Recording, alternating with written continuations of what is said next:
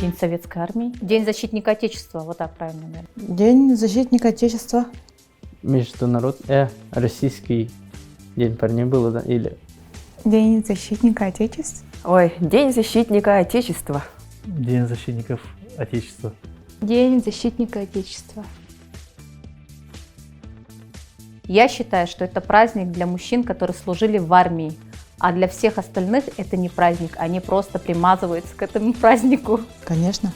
Нет, те, кто не служили, то они уже не защитники, поэтому я тоже сам не служил, поэтому мне не надо поздравить. Нет. Кстати, нет, не только мужчин, потому что это же, получается, не День мужчин, а День защитника Отечества. А защитником Отечества также могут быть женщины, которые, например, военнообязанные. Например, мои подруги, которые закончили медицинский институт, они же являются военнообязанными, и вот в своей компании друзей мы их тоже поздравляем с этим праздником. Ага, хаян, да. Вот это вообще не служил ни мужик, ни водоход. Да, потому что не все защитники для своих матерей, балтылардар, адиктерлер. Да, у меня супруг не служил, но я не считаю, что он не мужчина. Дело же не в этом, то есть есть же разные причины, почему мужчины не служат.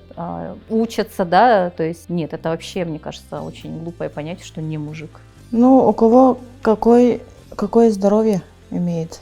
О, Нет.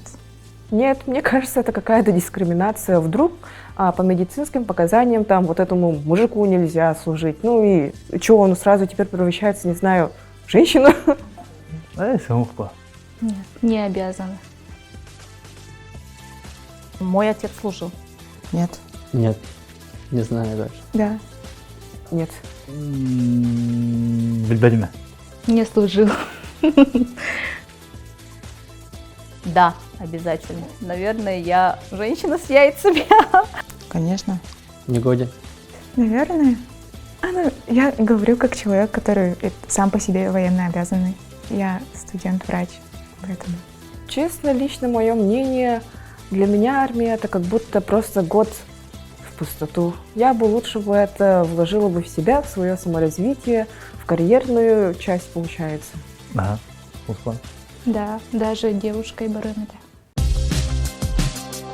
Я очень положительно отношусь, потому что это прививает ребенку, скажем так, правильное принятие. Вот, то есть он хоть... Девочки же тоже маршируют, они начинают видеть, понимать, тоже это дисциплина же какая-то, да, то есть они их учат маршировать, форма и так далее, то есть это все равно, мне кажется, закладывает какой-то такой фундамент. Правильный. Положительно. Я, честно, не знаю, для чего это вообще проводится. Ну, саму суть не понимаю. Ну, я много видела в СМИ, особенно в прошлом и в позапрошлом году, то, что многие начали выступать против этого, как будто агитация войны, то, что детям не стоит одеваться и примерять на себя образ смерти, получается. Ну, я соглашусь с этими людьми, не стоит, мне кажется. Очевидно. Особенно кыргыттар рассказывали было. О, такая. Любая. Положительно, потому что я думаю, что это прививание для патриотического духа Полар.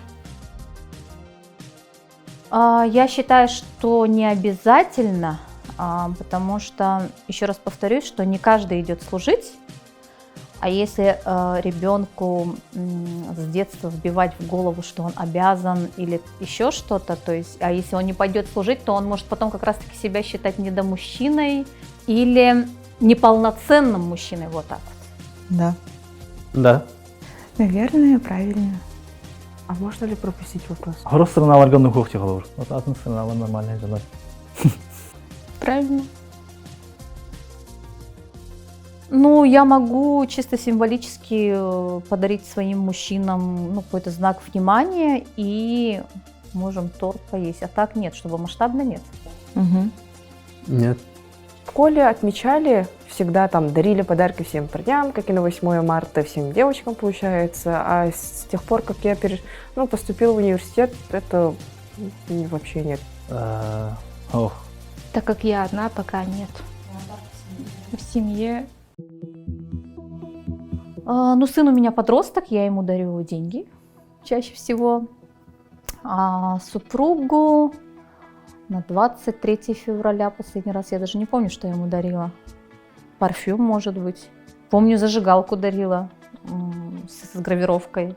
Это было точно на 23 февраля. Ну, тоже что-то нужное, наверное. Просто так, там носки нет, это точно не про меня. И сухие пайки тоже не про меня. Шампунь, пена для бритья и крем для лица. Ну, сувениры там и то подобное.